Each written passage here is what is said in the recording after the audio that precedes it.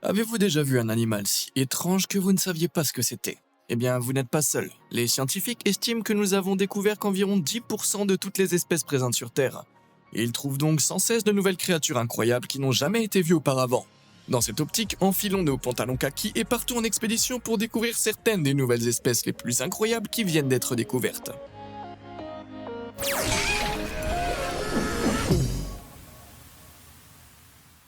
Chasseurs hybrides. L'une des choses les plus difficiles dans la classification des animaux est la similitude entre des centaines d'espèces. Alors quand une créature si bizarre qu'elle ressemble à une expérience de laboratoire ratée fait son apparition, les scientifiques doivent sauter de joie.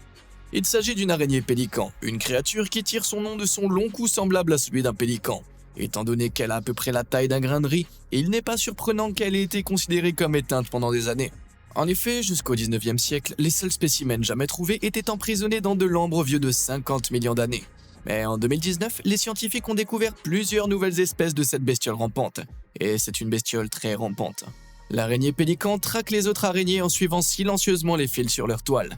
Elle tire ensuite sur la toile pour attirer sa proie avant de frapper. Vous voyez ces deux longues choses en forme de bec sur son visage? Ce sont ses mâchoires, qui s'ouvrent en grand et empalent sa proie avec un croc recouvert de venin.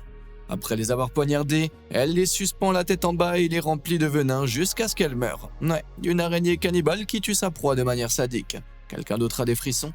Heureusement, ces nouveaux cauchemars ne se trouvent que dans des forêts tropicales isolées au sommet des montagnes de Madagascar. Si je vivais de près ces créatures, j'aimerais bien déménager aussi loin que possible. Dans la lumière. Vous voulez entendre quelque chose de fou? Pour un pays 35 fois plus petit que les États-Unis, l'Équateur abrite 16% de toutes les espèces d'oiseaux connues, 8% de toutes les espèces de mammifères connues et 8% de toutes les espèces d'amphibiens. Il n'est donc pas surprenant que ce soit en Équateur que les scientifiques aient découvert de nouvelles espèces de grenouilles de verre. Non, elles sont pas vraiment faites de verre, mais ces grenouilles, baptisées Mashpi et Nuns, ont un estomac complètement transparent. À tel point que lorsque les femelles couvent leurs œufs, on peut voir chacun d'entre eux se refroidir à l'intérieur ainsi que tous leurs organes. Bizarre, ce design macabre est destiné à tromper les prédateurs en brouillant la frontière entre la grenouille et les feuilles qui l'entourent. Et ça fonctionne manifestement puisque nous avons découvert l'existence de ces animaux qu'en 2022. Bien sûr, leur dos vert feuille et leur corps minuscule mesurant moins de 2,5 cm les ont certainement aidés à cet égard. Pour être honnête, je ne suis pas sûr de vouloir avoir un estomac transparent. Je suis déjà assez anxieux rien qu'à l'idée de sortir en pantalon blanc. Long et profond. Si vous pensiez qu'une espèce devait être petite pour rester inconnue pendant si longtemps, eh ben détrompez-vous. En 2020, dans les profondeurs sous-marines au large des côtes ouest de l'Australie, des scientifiques sont tombés par hasard sur une forme de vie lumineuse absolument gigantesque. Mais qu'est-ce que c'est donc? Eh bien, c'est pas un extraterrestre, j'en ai bien peur. Cette créature étrange s'appelle un siphonophore, et bien qu'il en existe d'autres de son espèce, celle-ci mesure environ 120 mètres de long, ce qui en fait l'animal le plus long de la planète. Cependant, techniquement, il ne s'agit pas d'une seule créature, mais de milliers d'entre elles. Appelés zooïdes, ces organismes multicellulaires s'enchaînent les uns aux autres pour former une longue chaîne et fonctionnent comme un tout. Étonnamment, ils peuvent se cloner des milliers de fois en différentes unités spécialisées, chacune remplissant une tâche vitale différente. Certains sont chargés de la reproduction, d'autres du mouvement et d'autres encore de l'alimentation. Les nourrisseurs sortent du corps pour piquer, attraper et manger les petits poissons et le plancton qui s'approchent trop près. Une fois consommés, les nutriments sont partagés le long de la chaîne via un système digestif commun. Alors, comment tout cela fonctionne-t-il? Eh bien, on ne le sait pas vraiment. Les scientifiques ne savent pas comment autant d'organismes distincts peuvent communiquer aussi efficacement entre eux. Peut-être s'agit-il vraiment d'un extraterrestre. Ce qui m'étonne le plus, c'est à quel point cela ressemble à un churro radioactif. Mais c'est peut-être parce que j'ai faim. Et si vous avez envie d'en savoir plus sur des faits étranges et merveilleux, n'oubliez pas de cliquer sur les boutons j'aime et s'abonner ci-dessous. Je m'assurerai alors de vous nourrir de contenu fascinant. Ça vous va? Super, alors revenons-en à nos moutons. Mini Muntjac. Lorsque le biologiste Alan Ramidowitz a découvert la carcasse d'un petit cerf lors de son expédition au Myanmar en 1997, il a pensé qu'il s'agissait d'une espèce un peu plus grande.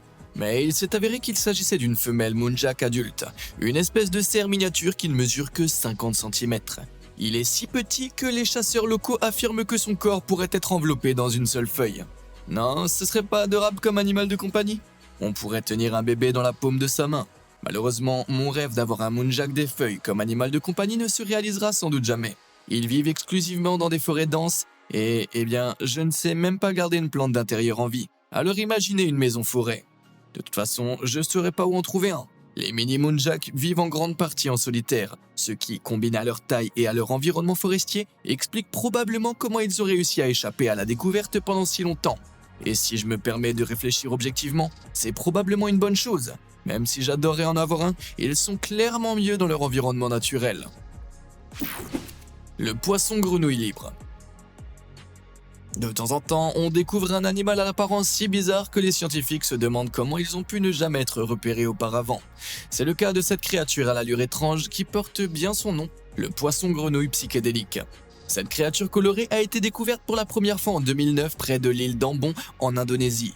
Ses couleurs vives lui servent en fait de camouflage étonnamment efficace, ce qui explique peut-être pourquoi il a fallu si longtemps pour le découvrir. Déguisé en corail, ce poisson peut se cacher à la vue de tous, et son déguisement est parfait pour chasser ses proies.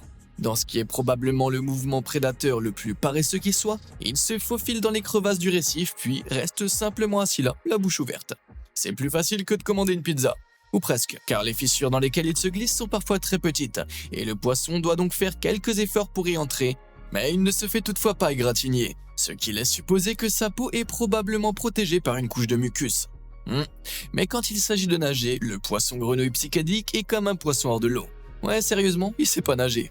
Au lieu de cela, il saute sur le récif à l'aide de ses deux nageoires pectorales, ou s'il se sent d'humeur combative, il avale de l'eau et la projette à travers ses branchies pour se propulser. Ouais, un poisson qui sait pas nager. Attendez que Disney l'apprenne. Le lémurien sauteur. Si vous avez la chance de découvrir une nouvelle espèce, vous avez également l'honneur de la nommer. Mais celui qui a découvert cette créature a dû bien rire, car bien qu'il se soit appelé lémurien volant de Sunda, ce n'est pas un lémurien et elle ne peut pas voler. Pas de confusion possible donc. Ce soi-disant lémurien est en fait une espèce de colugo, un mammifère arboricole originaire d'Asie du Sud-Est. Pendant des décennies, on a pensé que les colugos de Sunda n'étaient qu'une sous-espèce de colungo. Mais grâce à une étude réalisée en 2008, nous savons désormais qu'il existe au moins 3 sous-espèces distinctes de colungo de Sunda. Et bien qu'ils ne puissent pas voler, ils peuvent planer d'une manière assez terrifiante. Ouais, les colungos sont d'excellents planeurs car ils ne pèsent qu'environ 1 kg et possèdent une membrane de peau semblable à celle des chauves-souris qu'ils peuvent déployer et qui agit comme une énorme combinaison ailée. Cela permet à ces animaux arboricoles de planer jusqu'à une hauteur incroyable de 137 mètres d'arbre en arbre. Ouais, si je voyais cette chose voler vers moi, je penserais que c'est quelque chose de bien plus effrayant, comme cette chauve-souris géante à tête de marteau. Heureusement, les chauves-souris et les colugos sont inoffensifs pour les humains, malgré la taille des premières. Cela dit, si je voyais cette chose traîner dans les parages, je m'approcherais certainement pas assez pour le découvrir par moi-même. Colorée et collante. Parmi toutes les espèces récemment découvertes, on pourrait s'attendre à ce que les phasmes soient parmi les moins intéressantes. En effet, la plupart des quelques 3000 espèces de phasmes se ressemblent énormément, comme si une machine était tombée en panne dans une usine de viande séchée. Mais chaque groupe a ses vedettes, et ces 2 découvertes faites en 2019 à Madagascar ont véritablement impressionné les scientifiques. Les spécimens nommés Acryoptera manga et Maroloco ont un corps exceptionnellement coloré que les mâles n'atteignent qu'à l'âge de la maturité sexuelle. Ces couleurs vives sont très courantes dans la nature chez les mâles qui tentent d'attirer une partenaire et jouent parfois un rôle important dans les impressionnantes parades nuptiales. Les oiseaux de paradis comme le crescent capède Lophorina sont particulièrement coupables. Le Lophorina transforme tout son corps en un ovale noir profond. J'aimerais que les femmes apprécient aussi mon corps ovale, mais bon. Il y a cependant un hic, les couleurs vives exposent généralement les créatures à un risque accru d'être repérées par les prédateurs. Et étant donné que Acryoptera maroloco est l'une des plus grandes espèces de phasmes qui existent, atteignant une longueur impressionnante de 24 cm, on pourrait penser que son corps massif et coloré serait un problème. Cependant, les couleurs vives peuvent également servir d'avertissement aux prédateurs. Tous les phasmes ont des glandes cervicales capables de sécréter des substances répulsives répugnantes, mais celles-ci sont plus développées chez les espèces aux couleurs vives que chez leurs cousins moins colorés. Donc, soit ils veulent s'accoupler avec vous, soit ils veulent vous empoisonner. Bon sang. Et moi qui pensais que mon ex était déroutant. Limaces solaires. Les limaces sont ennuyeuses, n'est-ce pas? Je veux dire, quand un escargot est plus intéressant que vous savez que vous avez un problème. Mais une espèce de limace de mer appelée Elysia marginata a quelque chose à prouver. En effet, cette limace possède un super pouvoir qui nous était inconnu jusqu'à très récemment. Alors qu'est-ce qui rend cet animal si spécial? Eh bien, il peut séparer complètement sa tête de son corps et survivre. Ouais, sérieusement, regardez ça.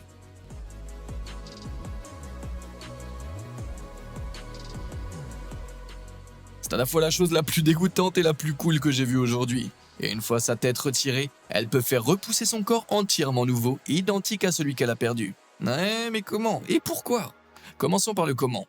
Marginata se nourrit principalement d'algues qui contiennent des chloroplastes, ces éléments qui permettent aux plantes de photosynthétiser et de transformer la lumière du soleil en énergie. Étonnamment, lorsqu'elle mange des algues, la limace stocke ses chloroplastes et peut ensuite les utiliser comme si c'était les siens. Ainsi, lorsqu'elle est décapitée, les chloroplastes pillés entrent en action et fournissent à la limace suffisamment d'énergie pour faire repousser son corps. Mais à quoi ça sert de se couper la tête alors?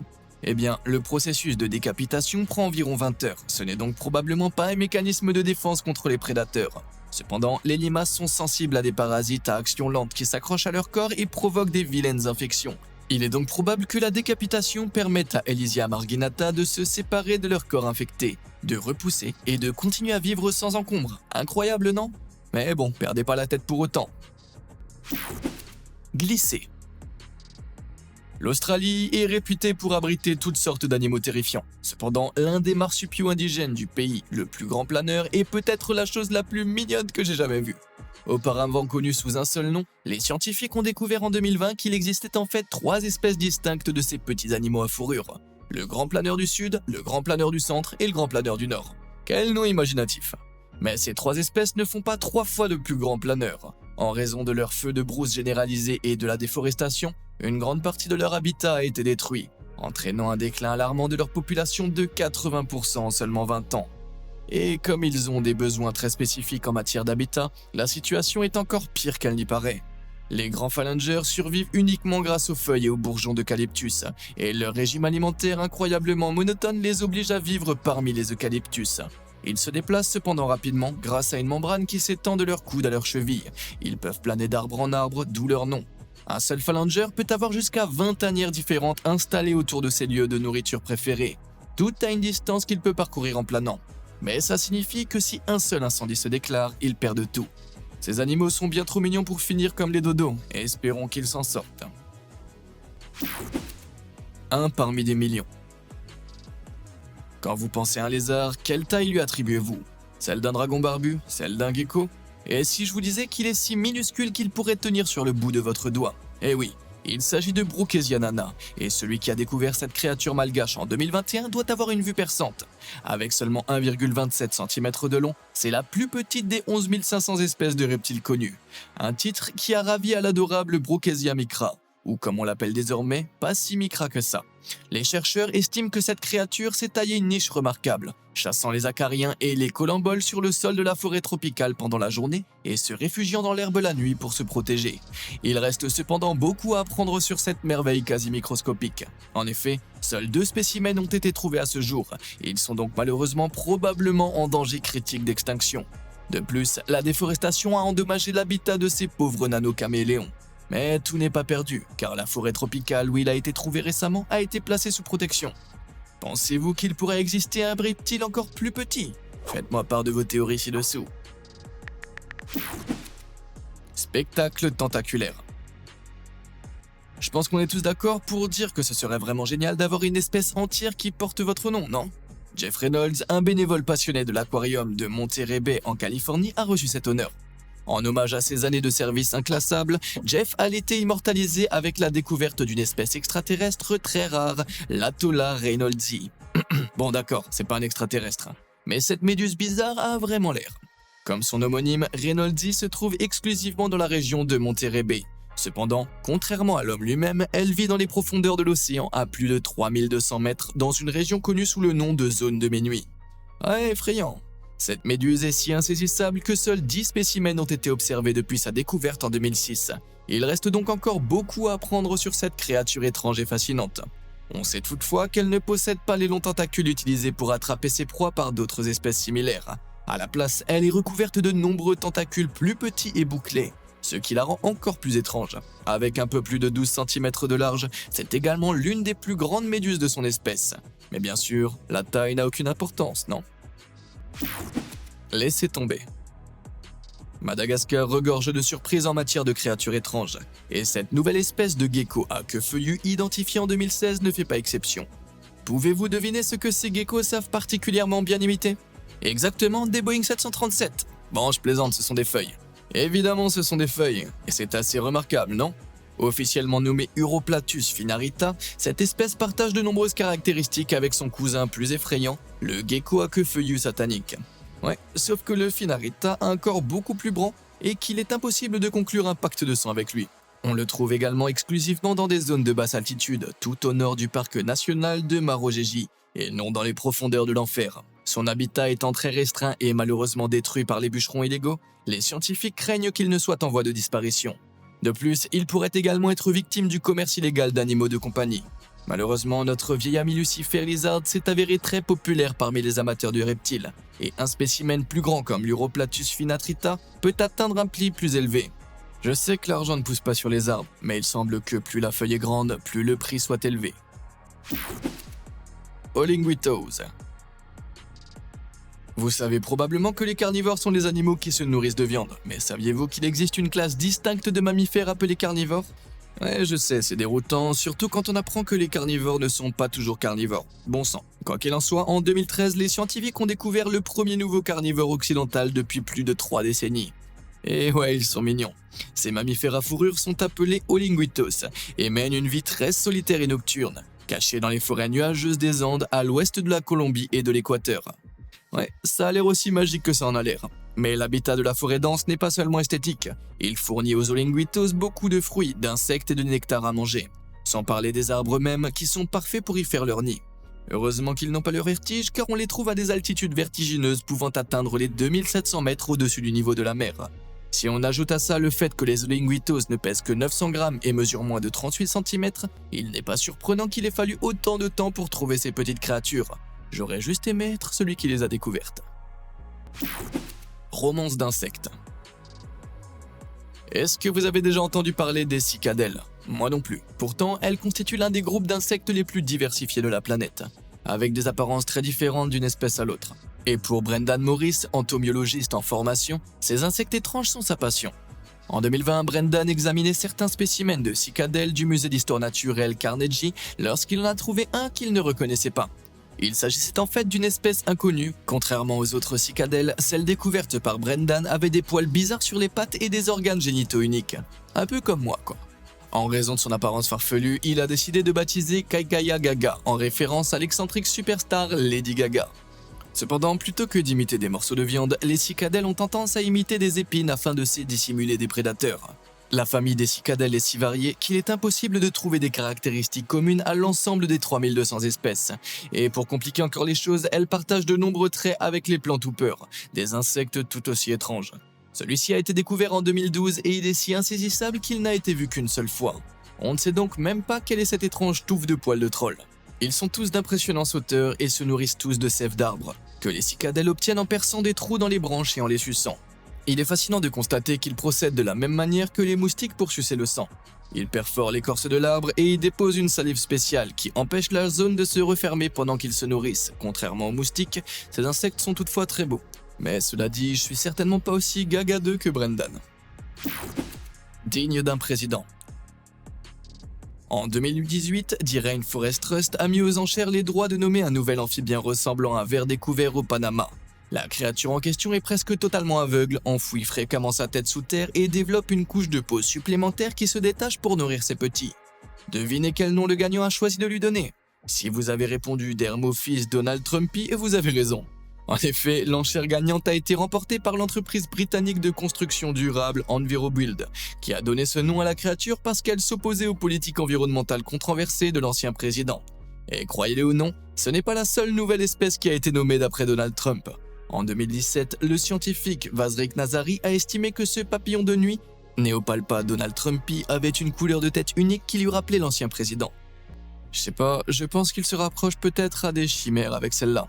Mais en ce qui concerne le concours très niche des anciens présidents ayant donné leur nom au plus grand nombre d'espèces, Barack Obama détient actuellement le titre avec 14 espèces. Je suis sûr qu'il est vraiment heureux qu'un lézard éteint porte son nom. Appelé, sans aucune blague, Obamadon. Bon sang, j'ai besoin d'un café là. Les zombies des profondeurs. En 2020, quelque part au large du golfe du Mexique, un groupe de scientifiques menait d'étranges expériences au fond de l'océan, lorsqu'ils ont fait une découverte terrifiante. Dans le but d'en savoir plus sur les charognards des océans, ils avaient descendu 3 alligators morts au fond de la mer et les observé. L'un d'eux a immédiatement été dévoré par des crustacés géants. Un autre a été arraché de son harnais et emporté par un prédateur inconnu. Et le troisième? Eh bien, le troisième a été complètement dévoré jusqu'à l'os en un peu plus d'un mois, ne laissant rien d'autre qu'un squelette. Et même le squelette n'était pas en sécurité. En y regardant de plus près, les scientifiques ont réalisé qu'il était dévoré par des vers zombies des profondeurs. Non, je mens pas. Ces vers, appelés vers Osedax, ont été découverts pour la première fois en 2002, en train de se régaler des os d'une baleine grise en décomposition dans les profondeurs de l'océan, dans la baie de Monterey en Californie. Ils n'ont ni estomac ni bouche, mais envoient à la place un système grotesque de vrilles dans les os de leur proie. Ces vrilles s'accrochent comme des racines d'une plante en utilisant des bactéries pour digérer les graisses et les protéines des os. Bon sang, des vers zombies immortels qui s'enracinent dans vos os et qui aspirent tous vos nutriments? Non merci, vraiment non merci. Bon, sur ce, je m'en vais. Mais ce fut un sacré safari. Lequel de ces nouveaux animaux étranges et merveilleux avez-vous préféré? Dites-le moi dans les commentaires ci-dessous. Et comme d'habitude et jusqu'à la prochaine fois, merci de nous avoir suivis.